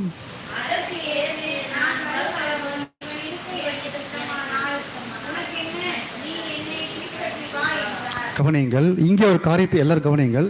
இங்கே ஒரு காரியத்தை நாம் பார்க்கிறோம். பேதுரு ஆண்டவர் உயிர்த்தெழுந்த பிறகு சீஷர்களுக்கு என்னென்ன திட்டத்தை வைத்திருக்கிறார், அவர்கள் மேல் கர்த்தர் கொண்ட நோக்கம் என்ன என்பதை சொல்லுகிறார். அப்போ ஆண்டவர் சொல்றாரு, பேதுருவை கூப்பிட்டு, நீ என்னுடைய ஆடுகளை மேய், என்னுடைய ஆட்டுக்குட்டிகளை மேய், நீ என்னை நேசிக்கிறாயா, அன்பா இருக்கிறாயா என்றெல்லாம் கேட்டு கர்த்தர் அவனுக்கு தருகின்ற ரெஸ்பான்சிபிலிட்டி சொல்லிட்டாரு. இன்னும் சொல்ல போனாக்கா, அவனை தான் ஆண்டவர் சபைக்கு மூளைக்கல்லாய் வைத்தார், சபையை தலைவராய் அவனை தான் வைத்தார். சொல்லிவிட்டு இப்போ இவன் பார்க்குறான். சொல்லி முடித்த பிறகு அடுத்தது ஆண்டவர் என்ன என்கிட்ட சொல்லிட்டாரு. ஆண்டவர் ஒரு காரியத்தை சொல்கிறார். என்ன சொல்ல தெரியுமா? நீ ரத்த சாட்சியை மறிக்க வேண்டியதாக இருக்கும். நீ மறிக்க விரும்ப மாட்ட. ஆனால் அந்த வார்த்தையை பாருங்கள். நீ முதிர் வயதுள்ளவன் ஆகும் பொழுது உன் கைகளை நீட்டுவாய், வேறொருவன் உன் அறையை கட்டி உனக்கு இஷ்டமில்லாத இடத்துக்கு உன்னை கொண்டு போவான் என்றால் நீ என்னை போல சிலுவை மரணத்தை ஏற்க வேண்டும் என்று கர்த்தர் மறைமுகமாய் சொல்லுகிறார். கவனிங்க, இப்படி சொல்லிட்ட உடனே இப்போ உனக்கு கொஸ்டின் வந்தது. ஒரே ஒரு ஆளை விட்டார். யார் தெரியுமா? யோவான். அப்போ எல்லாரையும் ஆண்டவர் பற்றி சொல்கிறாரு, என்னை பற்றி சொல்லிட்டாரு. நீ சாகிறது கொஞ்சம் கஷ்டம்தான், நீ கொஞ்சம் விருப்பம் இல்லாமல் தான் இருக்கும், இப்போ நீ ரத்த சாட்சியாக மறிக்க போகிற. இவனை மட்டும் ஏன் விட்டாரு? இவன் கேட்குறான். அவனுக்கு என்ன கதை? ஏன் தெரியுமா அந்த கேள்வி கேட்டான்? அவன் பொறாமையில கேட்கல. ஏன் கேட்டான் தெரியுமா? இவன் நல்லாவே தெரியும் பேதுருவுக்கு, இயேசுவுக்கு அன்பான, ஒருவேளை சபையை என் மேலே வைத்து ஆண்டவர் கட்டலாம், என்னை ஆண்டவர் பிரதான சீஷனா வச்சிருக்கலாம், என்னை கர்த்தர் ஆடுகளையும் ஆட்டுக்குட்டிகளையும் மேய் என்று 3 முறை அன்பை, நேசத்தை உறுதிப்படுத்தி இந்த காரியத்தை எனக்கு தரலாம். ஆனால் கர்த்தருடைய உள்ளத்தில் அவரால் நேசிக்கப்படுகிற ஒரு நபர் யோவான், அன்பார்ந்த சீஷன், இயேசுவின் மார்பில் சாய்ந்த சீஷன், எல்லாரும் விட்டு ஓடின பிறகு சிலுவை கீழே நின்று கொண்டிருந்த ஒரே சீஷன் அவன் தான். அப்ப ஆண்டவர் இவனுக்கு வேற ஏதாவது வைக்கிறாரு. எல்லாருக்கும் காமனா இயேசு சொல்லியிருந்தாக்கா அதை பத்தி யோசிக்க மாட்டான் அவன். எல்லாரும் பிள்ளைகளே, நீங்கள் எல்லாரும் நீங்க ரத்த சாட்சியாக மறிக்கணும், நீங்க பாடுகளை படணும், அப்பதான் இந்த சபை வளர்ச்சி அடையும் அப்படி சொல்லி இந்த ஆண்டவரே உற்சாகமா ஒத்துக்கொண்டு இருப்பாங்க. இவனை மாத்திரம் ஒரு காரியத்தை கொடுத்துட்டு இப்படி இருக்கும் உன்னுடைய காரியங்கள் அப்படி சொல்லிட்டு இவனை பத்தி கேட்கிற ஆண்டவர் இந்த யோவானை பத்தி என்ன? ஆனா உண்மையில் சரித்திரம் சொல்கிறது, இந்த யோவான் மாத்திரம் இவன் இரத்த சாட்சியாய் மரிக்கவில்லை, இவன் மாத்திரம்தான் இயற்கை மரணம் அடைந்தான் என்று சரித்திரம் சொல்கிறது. இவன் பத்மஸ் தீவில கடத்தப்பட்டான், பத்ம தீவில கடத்தப்பட்டு திரும்ப வந்தான்.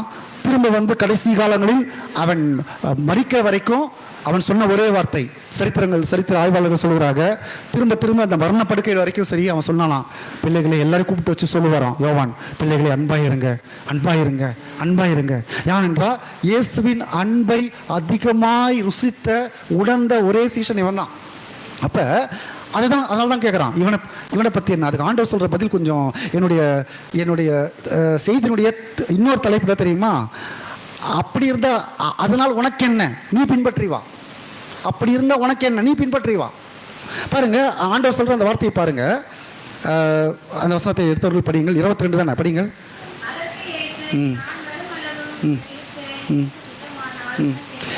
உனக்கு என்ன, உனக்கு என்னப்பா, இவன் இருக்க உனக்கு என்ன, நீ பின்பற்றி வா. அவன் கூட உன்னை ஏன் கம்பேர் பண்ற? ஏன்னா உனக்கு ஒரு நோக்கத்தை நான் வைத்திருக்கிறேன், அவனுக்கு ஒரு நோக்கத்தை வைத்திருக்கிறேன், உனக்கு ஒரு திட்டத்தை வைத்திருக்கிறேன், அவனுக்கு ஒரு திட்டத்தை வைத்திருக்கிறேன். நீ அவனை பார்த்தா உன் திட்டத்தை நீ இழந்தக்கூடாது. இந்த காலைகளிலே ஆண்டவர் நமக்கு வைத்திருக்கிற திட்டத்தை நாம் இப்படி பிறரோடு ஒப்பிட்டு செய்து, ஆண்டவர் அவங்களுக்கு இப்படி வச்சிருக்கிறார், அவங்களுக்கு இதை கொடுத்திருக்கிறாரு. கர்த்தர் உங்களுக்கு சில முற்களையும், உங்களுக்கு கர்த்தர் சில தாளந்துகளையும் தந்திருக்கிறார் என்றால், உங்கள் வாழ்க்கையில் கர்த்தர் வைத்திருக்கிற ஏற்படுத்தியிருக்கிற திட்டத்தை நிறைவேற்ற அது போதும் என்று விசுவாசிக்கிறவர்கள் கரங்களை தெளிவில் சொல்லுவாங்க. ஹல்லேலூயா. கர்த்தர் உங்க வாழ்க்கையில, திரும்ப நான் சொல்கிறேன், உங்க வாழ்க்கையில கர்த்தர் வைத்திருக்கிற முள்ளு, உங்க வாழ்க்கையில கர்த்தர் தந்திருக்கிற தாளந்து, திறமை, ஆசீர்வாதங்கள் எல்லாம் உங்க வாழ்க்கையில அவர் வைத்திருக்கிற திட்டம் இருக்கு இல்லையா, அதை நிறைவேற்றுவதற்கு அது போதும். ஆனால் நம்ம என்ன பண்ணுறோம், அதை விட்டுட்டு எனக்கு இது வேணும் அது வேணும்னு கேட்கும்போது ஆண்டவர் தந்த விஷன், தரிசனம் அது கொலாப்ஸ் ஆகிடுங்க. காலையில் கர்த்தர் நம்முடைய பாதையில், நம்முடைய அந்த இலக்கையிலே நாம் பயணித்து போக கர்த்தர் நமக்கு கிருபை தருவாராக. இன்னொரு காரியத்தை சொல்லி, ஏன் இந்த ஒப்பீடு செய்வது ஆபத்தானது என்று கேட்டால் தெரியுமா, இது நெருங்கிய உறவுகளில் பெரிய பாதிப்பை உண்டு பண்ணும். நெருங்கிய உறவுகளில் ஒப்பீடு செய்வது பெரிய பாதிப்பை உண்டு பண்ணும். பாருங்க, இன்றைக்கு நீங்க பைபிள் வேதத்தில் எடுத்துக்கொள்ளுங்கள், காயின் ஆபேல், லேயாள் ராக்கேல் எடுத்துக்கொள்ளுங்கள். 2 பேரும் அண்ணன் தம்பி சகோதரிகள் இல்லைங்களா, ராக்கேல் லேயாள் சகோதரிகள், அதே போல காயின் ஆபேல் சகோதரர்கள். 2 பேருக்குள்ள ஒப்பீடு செய்த போது, என்னுடைய காணிக்கையை ஆண்டவர் உன்னுடைய காணிக்கையை ஏற்றுக்கினார், என்னுடைய காணிக்கையை ஆண்டவர் ஏற்றுக்கொள்ளவில்லையே, அதை கம்பேர் பண்ணும்பொழுது எரிச்சல் உண்டானது. இங்க பாருங்க, லேயாள் ராக்கேலுக்கு பாருங்க, இங்க ராக்கேலுக்கு குழந்தை இருந்தது, லேயாளுக்கு குழந்தை இல்லை. சரி, லேயாளுக்கு குழந்தை இருந்தது, ராக்கேலுக்கு குழந்தை இல்லை. அப்ப ராக்கேல் இதை பண்ணா கம்பேர் பண்ணி, நான் செத்து போறேன், எனக்கு குழந்தைய தர மாட்டீங்க, எனக்கு குழந்தையே இல்லை, அவளுக்கு மாத்திரம் குழந்தை இருக்குது, என் சகோதரி அவளுக்கு மாத்திரம் குழந்தை இருக்குது, எனக்கு இல்லையே என்று சொல்லி ராக்கேல் புலம்பினான். அப்போ ஒரு உறவு அங்கே பாதிக்கப்பட்டது. பல நேரத்தில் நம்ம கம்பேர் பண்ணிக்கிற, அதே போல் நம்ம நெருங்கிய உறவுகளில் வருகின்ற கம்பேரிசன், குறிப்பாக இந்த கணவன் மனைவிக்குள்ளே வருகின்ற இந்த கம்பேரிசன் பார்த்தீங்கன்னாக்கா, சில சம்பாதிக்கிற காரியங்களில் நீ அதிகம் சம்பாதிக்கிற, நீ கம்மியாக சம்பாதிக்கிற, நான் அதிகம் சம்பாதிக்கிறேன் என்று சில நேரத்தில் வருகின்ற, அதனால் வருகின்ற உளைச்சல், குடும்பம் உடைஞ்சிருது. சில நேரத்தில் நீ அழகா இருக்கிற, நான் இப்படி அசிங்கமா இருக்கிறேன், இப்படி அழகை நிமித்தம் சில குடும்பங்கள் உடைந்து விடுகிறது. 1-2 பேர் சேர்ந்து போனாக்கா, சில கிண்டல் பண்ணும்போது பார்த்தாக்கா, உன்னை எங்கே கூட்டு போனாலும் இப்படிதான் சொல்றாங்க. பாருங்க, இப்படி சில நேரத்தில் கம்பேர் பண்ணும்போது சேலரி வச்சு கம்பேர் பண்றது, ஸ்டேட்டஸ் வச்சு கம்பேர் பண்றது, ஒரே குடும்பம் தான், கணவன் மனைவி தான், சில பொசிஷன்ல மாறும் பொழுது பாருங்க குடும்பத்தில் உடைவு ஏற்படுகிறது. காலைவெளியிலே குடும்பத்தை சிதைக்கிற, உறவுகளை அது சிதைக்கின்ற ஒப்பீடுகள் நம்முடைய வாழ்க்கையில் இருக்கக்கூடாது என்று கர்த்தர் விரும்புகிறார். ஹல்லேலூயா. பாருங்க, இன்னொரு காரியத்தை சொல்கிறேன், இந்த ஒப்பீடுக்கு பின்பதாக மறைந்திருக்கிற பாவம் என்ன தெரியுமா? ஆபத்தான பாவங்கள் மறைந்திருக்கிறது. நான் சொன்னது போல பெருமை மறைந்திருக்கிறது. ஒப்பீட்டில் பின்னாடி மறைந்திருக்கிற பாவம் பெருமை. நீங்க பரிசேயன் நாயக்காரனுடைய அந்த கதையை கூட பாருங்கள். பரிசேயன் அவன் தன்னை குறித்து அதிகமாக என்ன பண்ணான்? பெருமை பாராட்டினான். தன்னை குறித்து எல்லாத்தையும் சொன்னான். நான் வந்து இத்தனை முறை பாஸ்டிங் பண்ணுறேன், இத்தனை முறை ஜெபிக்கிறேன், இப்படிலாம் சுத்தமாக இருக்கிறேன் என்று தன்னுடைய நீதியை சொல்லும் பொழுது அது எதை காமித்தது என்று தன்னை கம்பேர் பண்ணான். அவன் தன்னை இந்த ஆயக்காரனோடு கம்பேர் பண்ணான். அப்போ அவன் சொன்னது தவறு கிடையாது, அவன் உண்மைதான் சொன்னான். ஆனால் கம்பேர் பண்ணும்போது அவனுக்கு கிடைச்ச டேட்டாஸ் அவனோட சுப்பீரியராக இருக்கிறேன், நல்லா இருக்கிறேன், இவனை அது அந்த கம்பேர் பண்ணி அந்த அந்த கிடைத்த தரவுகள் அவனை எப்படி கொண்டு போச்சுன்னா பெருமைக்கு நேராய் அது அழைத்து சென்றது. பாருங்க, இப்படி தான் பல நேரத்தில் அந்த கம்பேர் பண்ணும்பொழுது நாமும் பெருமையில் நம்ம விழுந்து விடக்கூடாது என்று கர்த்தர் எச்சரிக்கிறார். ஹல்லேலூயா. ஆமாம், பெருமையுள்ளவனுக்கு கர்த்தர் எதிர்த்திருக்கிறார் அல்லவா, தாழ்மையுள்ளவனுக்கு கர்த்தர் கிருபை அளிக்கிறார். சரி, இந்த நேரத்தில் நம்ம சில 2 காரியத்தை மாத்திரம் சொல்லி நான் முடிக்கிறேன். இந்த ஒப்பீடு செய்கிற கம்பேரிசனை நான் எப்படி என்னுடைய வாழ்க்கையில் கையாள்வது, எப்படி நான் இதை கையாள்வது என்று 2 காரியங்களை சொல்லி நான் ஜெபிக்க விரும்புகின்றேன். நாம் படித்த ஒரு காரியத்தை அதை வைத்து தியானிக்க போகிறோம். எடுத்துக்கொள்ளுங்கள், மத்தேயு எடுத்துக்கொள்ளுங்கள். இன்னொரு வசனத்தை பார்த்து நம்ம போகலாம். மத்தேயு 11:1. மத்தேயு 11:1. மத்தேயு 11:1 பாருங்கள்.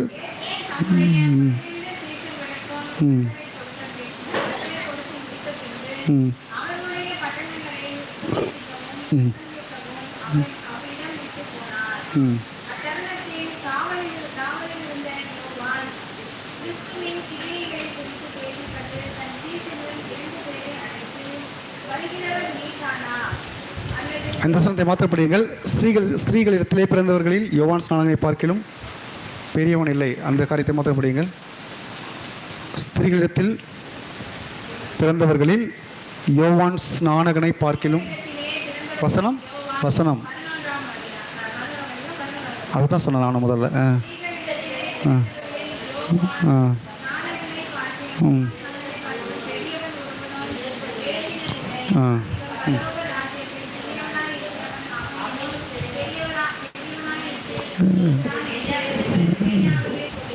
நீங்கள் இங்கே யோவான் ஸ்நானகனை குறித்து சொல்லப்பட்டிருக்கிறது. யார் இந்த யோவான் ஸ்நானகன்? இயேசுவிற்கு ஞானஸ்தானம் தந்தவன் இல்லைங்களா? இயேசுக்கே ஞானஸ்தானம் கொடுத்தது இவர் தான். இந்த யோவான் ஸ்நானகனை குறித்து ஆண்டவர் ஒப்பீடு செய்கிறார். என்ன தெரியுமா? இருக்கிற எல்லா தீர்க்கதரிசிகளிலும் பெரிய தீர்க்கதரிசி யாரு? இவர் தான், யோவான் ஸ்நானகன் தான். கர்த்தருக்காய் வழியை ஆயத்தம் பண்ணினவன். அதே போல இந்த யோவான் ஸ்நானகன் நீங்கள் புதிய ஏற்பாட்டில் நீங்கள் ஆழ்ந்து நீங்கள் படித்தால் ஒரு காரியம் தெரியும். இயேசுவை எல்லாரும் எப்படி கூப்பிட்டாங்க தெரியுமா? ரபின்னு கூப்பிட்டாங்க. இயேசுவை எல்லாரும் அநேகர் ரபின்னு கூப்பிட்டாங்க. அவருக்கு அடுத்தது ரபி என்று அழைக்கப்பட்ட ஒரே நபர் இந்த யோவான் ஸ்நானகன் தான். ஆமாம், வேற யாருமே போதகரே, ரபின்றான் போதகரேன்னு அர்த்தம். வேற யாருக்குமே இந்த டைட்டில் கொடுக்கல. யோவான் ஸ்நானகனை மாத்திரம்தான் இயேசுவிற்கு அடுத்தது கூப்பிடப்பட்டதாக வேதத்தில் எழுதப்பட்ட நபர். அப்ப இயேசுவிற்கு இணையாய் ஜனங்களை மதித்தார்கள், இயேசுவிற்கு இணையாய் மதித்தார்கள். ஆனா ஒரு சூழ்நிலை மாறுகிறது. இப்ப நீங்க இப்ப எடுத்துக்கொள்ளுங்கள். யோவான் 3ஆம் அதிகாரம் வாங்க. 3ஆம் அதிகாரத்தில் ஒரு பெரிய, நான் சொல்வது வசனங்களை மாத்திரம் நீங்கள் செலக்டிவாக படிங்க. 3ஆம் அதிகாரம் 22-23 படியுங்கள். 22-23.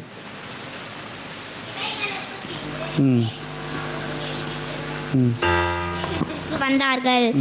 அங்கே அவர் அவர்களோடே சஞ்சரித்து ஞானஸ்தானம் கொடுத்து வந்தார். சாலிம் ஊருக்கு சமீபமான ஆயினோன் என்னும் பெரியவர்கள் படியுங்கள்.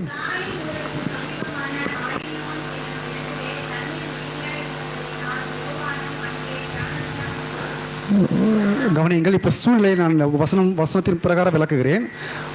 இப்பொழுது 2 பேரும் இருக்கிறாங்க. யோவான் ஸ்நானகனும் இருக்கிறார், இயேசு கிறிஸ்து இருக்கிறாங்க. ஒரு புறம் வந்து பாருங்க, இயேசு கிறிஸ்து ஞானஸ்நானம் தருகிறார். இன்னொரு பக்கம் யோவான் ஸ்நானகனும் ஞானஸ்நானம் தருகிறார். நான் சொல்வதை நல்லா புரிஞ்சுக்கணும் நீங்க.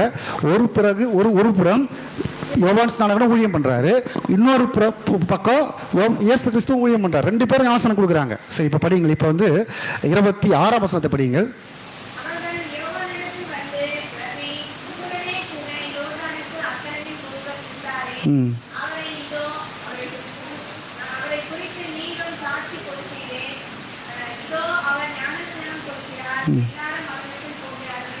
கவனிங்கள். இப்ப ஒரு காரியம் வருகிறது.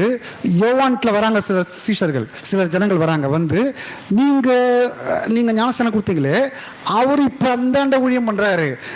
இப்ப ஒரு கன்ஃபியூஷன். இப்ப யாரு இப்ப கிரேட்டர், ஹூ இஸ் கிரேட்டர், யாரு பெரியவங்க, நீங்களா இவரா என்று கேட்கும் பொழுது 27 படிங்கள். இப்ப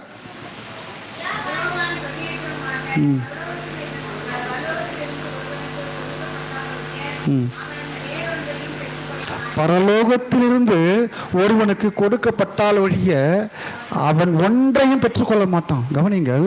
கம்பேர் பண்ணும்போது நாம பார்க்க வேண்டிய ஒரு காரியம், மற்றவர்களுக்கு கர்த்தர் ஒரு காரியத்தை கொடுத்திருக்கிறாருனாக்கா அது யார் கொடுத்தது? பரலோகத்திலிருந்து தேவன் அவர்களுக்கு கொடுத்தது. அதை பார்த்து நம்ம பொறாமப்படக்கூடாது. அது ரட்சிக்கப்பட்டவங்க ரட்சிக்கப்படாதவங்க எல்லாருக்கும் இது பொருந்தும்.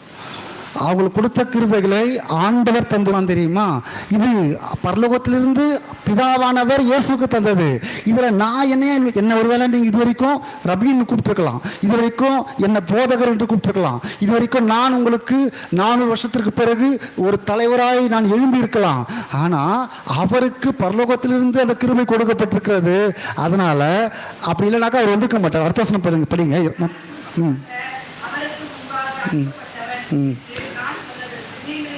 29 படிங்க சிஸ்டர். 29.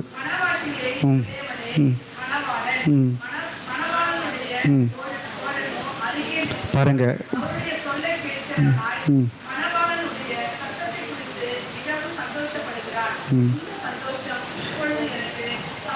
பாருங்க, கம்பேர் பண்ணும்போது எனக்கு பொறாம வரல. இப்ப என் மனசு சம்பூர்ணமா இருக்குது, சந்தோஷமா இருக்குது. காரணம் தெரியுமா? மனவாட்டி ஆகிய ஜனங்களை, இஸ்ரவேலை, மனவாட்டி ஆகிய சபையை உடையவது நான் அல்ல, அது மணவாளனாகிய இயேசு கிறிஸ்து. அல்லேலூயா. நான் இதை கூட இருக்கிற தோழன், ஒரு எப்படி கல்யாணம் பண்ண பொண்ணு கூட தோழி இருக்காங்க இல்லையா, அது போல இந்த மணவாளனுக்காக நான் கூட நிற்கிற தோழன். நான் அதை குறித்து தான் யோசிக்கணும். என்னுடைய வேலை அது இல்லப்பா. எனக்கு கொடுக்கப்பட்ட பணியை நான் சிறப்பாக செஞ்சு முடிச்சிட்டேன், செம்மையா செஞ்சு முடிச்சிட்டேன். அவரை அடையாளப்படுத்தி விட்டுட்டேன். இவர் தான் தேவகுமாரன். எனக்கு தரப்பட்ட ஊழியம் முடிந்து விட்டது. இதன் பிறகு அவரது தான் பரலோகம் அவருக்கு கொடுத்திருக்கிறது. இனி அந்த பணியை தொடரப் போகிறாரு. இதுல எனக்கு 100% சந்தோஷம் தான். அல்லேலூயா. ஒரு காரியத்தை நாம் புரிந்து கொள்ள வேண்டும். எப்படி இந்த கம்பேரிசன் நம்ம ஹேண்டில் பண்றது தெரியுமா? கர்த்தர் நம்மை வைத்திருக்க நிலையில திருப்தி கொள்ள வேண்டும். வைத்திருக்கிற நிலையில திருப்தி கொள்ள வேண்டும். பரலோகம் உங்களை எங்க வச்சிருக்குதோ அந்த இடம் எனக்கு போதும். கர்த்தர் எனக்கு தந்திருக்கிற இந்த வேலை எனக்கு போதும். கர்த்தர் எனக்கு தந்திருக்கிற இந்த ஆசீர்வாதம் எனக்கு போதும் என்று திருப்தி கொண்டாக்கா நம்ம ஆண்டவரையும் நம்ம பிரியப்படுத்த முடியும். அதே போல கர்த்தர் உங்க வாழ்க்கையில கொடுத்திருக்கிற திட்டத்தையும் நம்ம செயல்படுத்த முடியும். அல்லேலூயா. பாருங்க, ஒரு நாள் நம்ம பிறர் உயரும் பொழுது, மற்றவங்க உங்க வாழ்க்கையில் நீங்க சந்திக்கிற பிற ஜனங்கள் உயரும் பொழுது, உங்களை விட சில நன்மைகளை பெறும் பொழுது ஒன்று நம்ம புரிஞ்சுக்கொள்ள வேண்டும். இது கர்த்தர் அவர்களுக்கு தந்திருக்கிற திட்டத்துக்காக தராரு. எனக்கு தந்திருக்கிற திட்டத்திற்கு தேவையானதை கொடுத்துட்டாரு. நான் என்னுடைய வாழ்க்கை வேற, என்னுடைய பாதை வேற, அவங்களுடைய பாதை வேற, அவங்களுக்கு அதை கொடுத்துருக்கிறாரு. இதில் நான் என்னை ஒப்பீடு செய்யக்கூடாது என்று நம்ம ஒரு உணர்வு இருந்தால் தான் நம்ம வாழ்க்கை சந்தோஷமா இருக்கும். அல்லேலூயா. பாருங்க, நீங்க யோனத்தானை எடுத்துக்கொள்ளுங்கள்.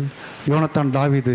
நான் அடிக்கடி யோசிப்பேன், இந்த உண்மையிலே ஒரு யோனத்தானுடைய அந்த தாவீதின் மேலே கொண்டிருந்த சிநேகம் ரொம்ப ஆச்சரியமானது. ரொம்ப பல முறை யோசிச்சிருக்க. ஏன் தெரியுங்க? ஒரு இளவரசனாக இருந்துட்டு சவுலுக்கு மகனாக இருந்துக்கிட்டு, அப்போ சவுலுக்கும் அந்த ஆசை இருக்கும், என் பையனாகிய இந்த யோனத்தான் தான் அடுத்த மகன், அந்த இளவரசன்.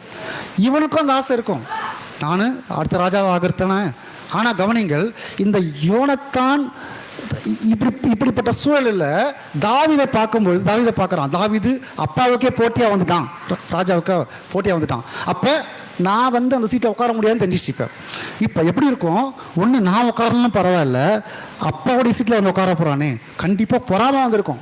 யாராக இருந்தாலும் 99.9% எல்லாருக்குமே பொறாம தான் வந்திருக்கும். ஆனால் கவனிங்க, இவன் அப்படி அதை பார்க்கவே இல்லை.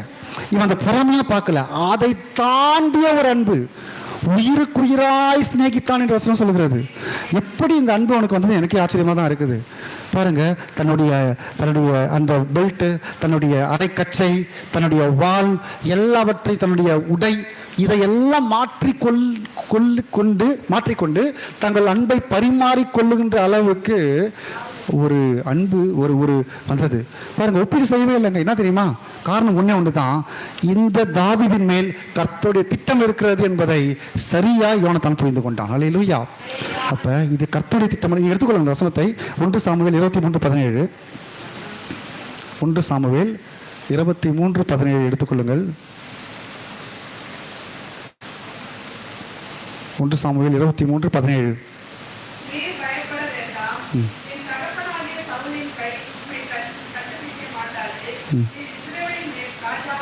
அதுக்கு மேல படிங்க சிஸ்டர். 16 படிங்க.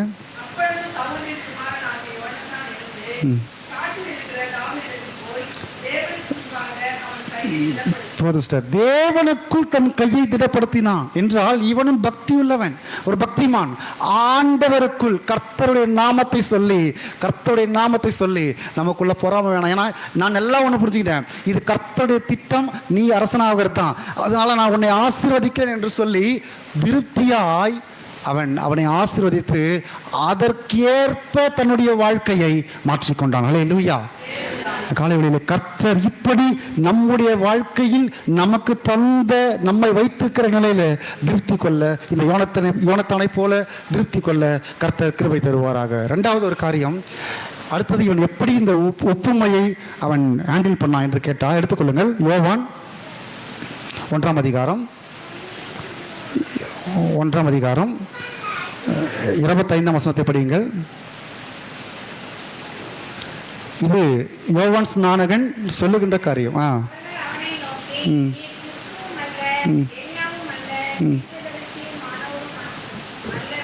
அதுக்கு மேல இருக்கிற வசனத்தை படிங்க.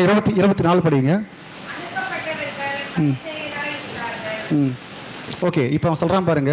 இவங்கெல்லாம் சேர்ந்து சொல்றாங்க, நீர் கிறிஸ்துவும் அல்ல, எலியாவும் அல்ல, தீர்க்கதரிசியுமானவரும் அல்ல அப்படின்னாக்கா, இவன் ஏற்கனவே சொன்னான், நான் யாருமே இல்லை, நான் எலியாவும் அல்ல, நான் இயேசு கிறிஸ்துவும் அல்ல, நான் ஒரு தீர்க்கதரிசியும் இல்லை. கவனிங்க. அப்ப தன்னிடத்தில் தனக்கு ஒரு தரித்துவம் இருக்கிறது.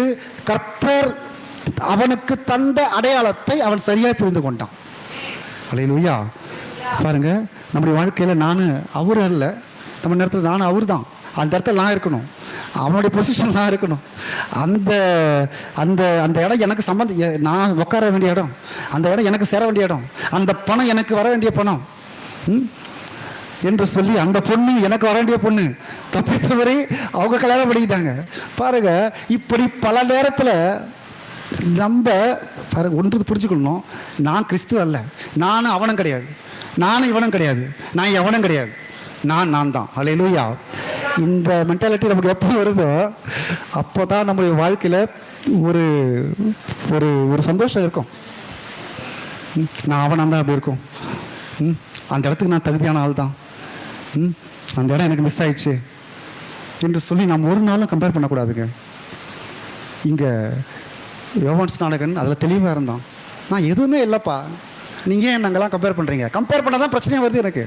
கம்பேர் பண்ணால் தானே, நான் கம்பேர் பண்ணாதீங்க, நான் எதுவுமே இல்லை, நான் ஒரு ஆளை ஒரு பொருட்டே இல்லை, எனக்கு ஒரு ஃபேஸ் இருக்குது, எனக்கு ஒரு அடையாளம், ஐடென்டிட்டி இருக்குது, அது எனக்கு போதும். ஒரு முகத்தை காமிச்சு எக்ஸ்போஸ் பண்ணேன், இவர் முகத்தை காமிச்சேன், இவர் தான் ஏசுக்கு, அவ்வளோதான் முடிஞ்சு போச்சு எனக்கு. அடுத்தது அவர் என்ன செய்கிறாரோ அது அப்படி செஞ்சுட்டு போயிட்டோம். பாருங்கள், இதை நீங்கள் கெமிஸ்ட்ரி லேபில் நீங்கள் கேள்விப்பட்டிருக்கலாம். கெமிஸ்ட்ரி லேபில் நிறைய கெமிக்கல் இருக்கும். நீங்கள் ஒரு கெமிக்கல் எடுத்து என்ன பண்ணுவீங்க, நீங்கள் படிச்சிருப்பீங்க +2 படிக்கும்போது, 10th படிக்கும்போது. அந்த ஒரு கெமிக்கலில் கொஞ்சம் ஊற்றுனாக்கா, ஒரு ஆசிட் கூட இன்னொரு ஆசிட் ஊற்றும் போது ஒரு ஸ்மெல் வரும். ஃபஸ்ட்டு ஒரு கலர் ஒரு மாதிரி மாறும் இல்லைங்களா, ஆகும். இன்னும் ஒரு ட்ராப்பை கூட போட்டு வச்சுங்களேன், கலரும் மாறும், ஸ்மெல்லும் மாறும். இன்னொரு ட்ராப் விடுங்க, ஒரு ட்ராப் நீங்கள் விடும்போதும் ஒரு நேரம் ஊற்றும்போது அழுகின முட்டை நாத்தம் வரும், இன்னொரு நேரம் கலர் வெளிர் அந்த இளஞ்சிவப்பாக இருக்கும், சிவப்பாக மாறும், பிங்க் கலர் மாறும். ஒரு ட்ராப்லையும் வேலை இருக்குது. அப்போ ஒன்றை நான் புரிந்து கொள்ள வேண்டும், நம்முடைய வாழ்க்கையில் கர்த்தர் தந்த அந்த ஸ்தானம் தான் சரியானதாக இருக்கும். அல்லேலூயா. இந்த ஸ்தானத்தில் நம்ம இருக்கும்போது கர்த்தர் நமக்கு தேவையான காரியங்களை தருவார். அது திருப்தியாக இருக்கும் நம்ம வாழ்க்கையில் கர்த்தர் தந்த திட்டம் நிறைவேறும். அதனால தான் தாவீது சொன்னார் பாருங்க, ஒரு வசனத்தை பாருங்க, 139 சங்கீதம் 139வது சங்கீதம் 14ஆம் வசனம் பாருங்க. 139வது சங்கீதம் 14, நான் பிரமிக்கத்தக்க அதிசயமாய் உண்டாக்கப்பட்டிருக்கிறேன். நம்ம நினைக்கிறது, ஆண்டவர் என்னையா ஆண்டவரை படைச்சிங்க, என்னையா ஆண்டவரை படைச்சிங்க, எல்லாரோடையும் நல்லா இருக்காங்களே, கிடையாது. நானும் பிரமிக்கத்தக்க வகையில் நம்முடைய வாழ்க்கை பாருங்க, நம்முடைய வாழ்க்கை அது ஆச்சரியமானது. எத்தனை கோடி அணுக்களில் ஜீன்களில் கர்த்தர் உங்களை தெரிந்து கொண்டார் அல்லவா? என்னை கர்த்தர் பிரமிக்கத்தக்க வகையில் படைத்திருக்கிறார், வைத்திருக்கிறார் என்று சொல்லுவார்கள். கரங்களை தலையில சொல்லும் அல்லேலூயா. ஆமாம், நம்ம எல்லாரும் ஒரு ஐடென்டிட்டி இருக்குதுங்க. இதை மறைக்கணும், இது எனக்கு வேணாம், அது போல இருக்குன்னு நினச்சிங்கனாக்கா அந்த ஒரிஜினாலிட்டி மாறிடும். காலையில் கர்த்தரை காத்துக்கொள்ள நமக்கு கிருபை தருவாராக. இன்னொரு வசனத்தை சொல்லி நான் முடிக்கிறேன். இன்னொரு வசனத்தை சொல்லி எபிரேயர் 12ஆம் அதிகாரம் 1ஆம் வசனத்தும், எபிரேயர் 12:1, எபிரேயர் 12:1.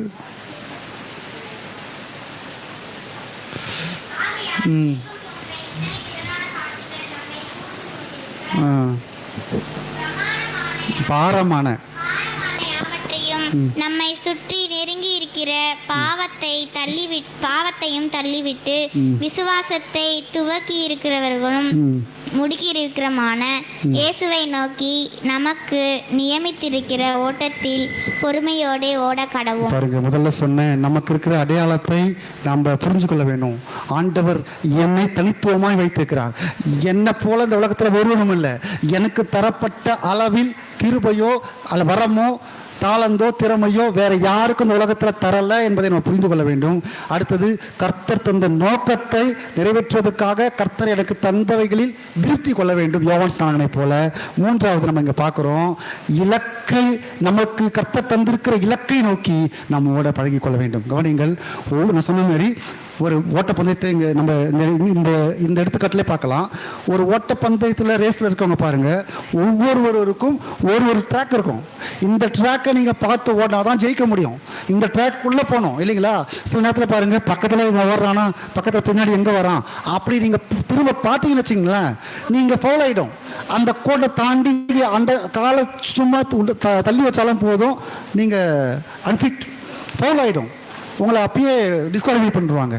அப்போ ஒன்றை புரிந்து கொள்ள வேண்டும், நம்முடைய ட்ராக்கை மாத்திரம், கர்த்தர் எனக்கு தந்திருக்கிற இலக்கை, எனக்கு தந்திருக்கிற வாழ்க்கையை, அந்த நோக்கத்தை ஆண்டவரே, நீர் எனக்கு என்ன பாதையை நியமித்திருக்கிறீரோ, நீர் எனக்கு என்ன வாழ்க்கையை வைத்திருக்கிறீரோ, என்ன ஓட்டத்தை வைத்திருக்கிறீரோ, இனி வரும் காலங்களில் நான் என்ன செய்ய வேண்டும் என்று வைத்திருக்கிறீரோ, இதை மாத்திரம் நான் பார்த்து ஓட உம்முடைய இலக்கை, நீ என்மேல் வைத்திருக்கிற இலக்கை அடைவதற்கு கிருபை தாரும் என்று கேட்டு நம்ம இதை பார்த்து ஓட வேண்டும்.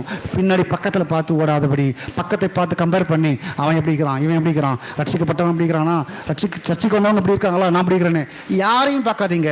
நமக்கு முன் இருக்கிற கர்த்தரை மாத்திரம் நம்ம இலக்கையை பார்த்து நம்ம ஓட பழகி கொண்டா நாம் கர்த்தர் தன்னுடைய திட்டத்தை நம்ம மேல நிறைவேற்ற போதுமானவர். அல்லேலூயா. கண்களை மூடி நாம் ஜெபிப்போம். கண்களை மூடி